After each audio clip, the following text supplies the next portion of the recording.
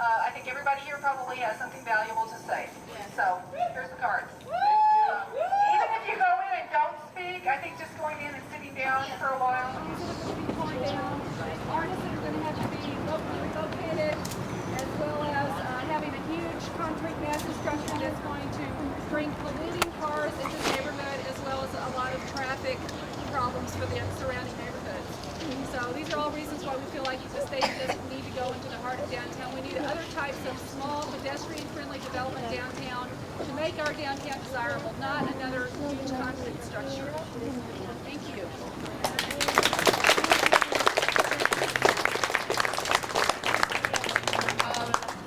I don't see Tim Moody, who may be on his way, but I will speak for a moment about the Garfield neighborhood because it has been in the papers a lot as far as this particular stadium issue is concerned. The Garfield neighborhood, you know, faces the area where the stadium will be built. It's a neighborhood that has struggled long and hard to improve itself, and it appears that, anyway, that this is going to be a terribly devastating situation. First of all, those of us who live downtown, and that includes the Garfield neighborhood, have always wanted to see a diverse downtown. A downtown that was full of wonderful entertainment opportunities, it was full of great housing, and lots of people living there 24 hours a day. Essentially what we're getting is an enormous stadium, which is going to be 220 feet high. That is the same height as the buildings behind you, the county building. It may not have quite the blank wall that does, but it is an enormously tall building. It will simply sit there every day empty except for 11 games during the year. We understand that the NFL decrees that its stadiums only be used for NFL games, so we're not sure that anything else will ever happen there. It will block, as one of my friends said, it will make it so that we will never see another sunset again. From Shannon DeBasic from the Capitol Mall Association. Shannon? Yeah, as Joyce said, I'm Shannon DeBasic with Capitol Mall. We're a neighborhood just to the west here. We've benefited in the past in a revitalization effort, and one of the reasons we have is because of the historic nature of our neighborhood. That's what people want when they look to a downtown environment, and that's what's going to belong. It may look like Garfield now, but it's a great place to live, and it'll be a better place to live if we let it be. And so we're destroying the most expensive potential real estate, measured here, the largest growth in the county in the last year. So let your city councilman know that this is not the last meeting, that if this goes to vote for the city council, it's not just a bunch of historic people and some artists that are going to vote against it. Anybody that's against sports welfare will want to keep the Garfield neighborhood intact. Thanks a lot. Yeah.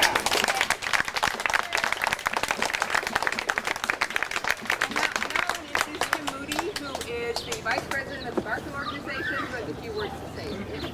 Please listen to us, because we have been here, and we've been here for the warehouse district. Remember that warehouse district. Remember how Bob took it away. Remember that we now have another arts district emerging on our own, and it's on Roosevelt. We do not want that disturbed.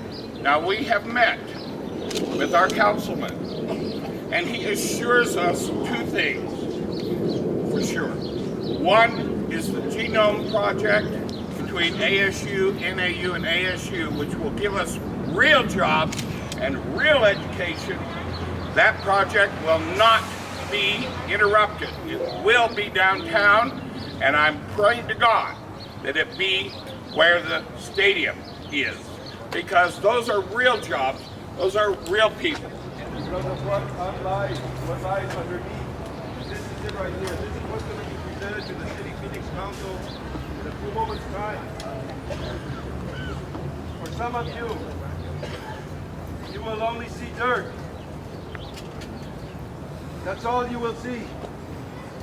But for us, those are works of the hands of brown hands, like these hands of our ancestry, or the tree of ancestors that lived in this area of the generations past. Those are adobe. taken from the Mojave site at 21st Street in El Barrio Antiguo. Those adobes were put into the hands as custodians, sacredly, of Dona Tierra, to be custodians of the cultural memory and history and the continuity of community. Community isn't just geography, it's continuity through time.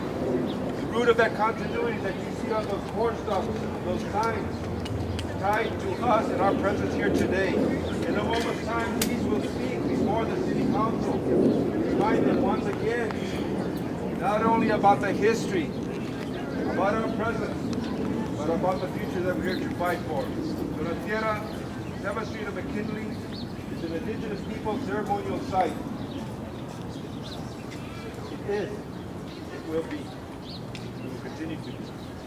Thank you. Maybe in about 5 minutes we should go into the city council chambers because the seating is not a lot. Ladies and gentlemen, you need to know that our councilman for this district was newly elected. Came into this with the intention of selling those of us who live in this area down the river. He referred to our area as blight. It's not blight, it's historical.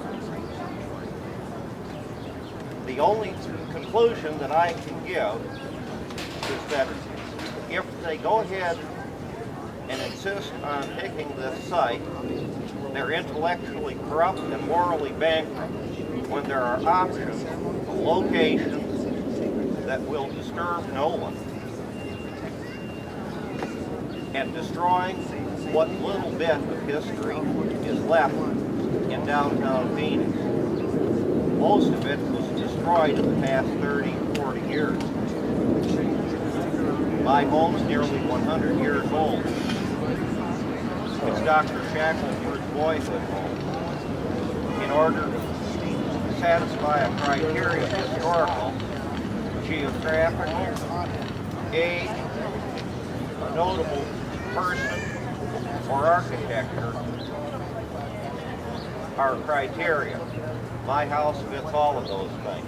It's 14 rooms. I've been there 25 years. How am I going to replace that? Where am I going to go? And another thing, a lot of people say, oh, the city's going to pay them well. They're talking in the neighborhood of $135,000 for a 14-room Century home on 7th Street. All they want to pay for is the high-rise property. They don't understand that even a tax bill shows a reflection for the improvement. That's your structure. If this was happening to them, I'd like to see whether they take it lying down. I prepared myself for my retirement when I bought that house almost 25 years ago. And the city hasn't taken very good care of us at times. We've had to endure a lot of problems with prostitutes, drug addicts, and whatnot. But we were still willing to stay. The arts, the antique businesses, music, restaurants. Let's make this a culturally diverse site. I've been at this for 30 years in the downtown area. Get out and vote against this if it goes as far as you vote. Thank you for your time. Each one of us can turn around to somebody else who's not here today and say no to the stadium. You don't know what a big help that would be. I feel like the stadium is just representative of what a throwaway society we really are, and like how we can just pick things up, living things, and disregard them unless we know them. Nobody would. How many council people would turn their mother out of her house, but yet they have no problem dragging this woman in a wheelchair away from her home? She's lived there for God knows how many years, 25 years. What are you gonna do? Vote no in the stadium. And don't let people push you into thinking it's the right thing to do.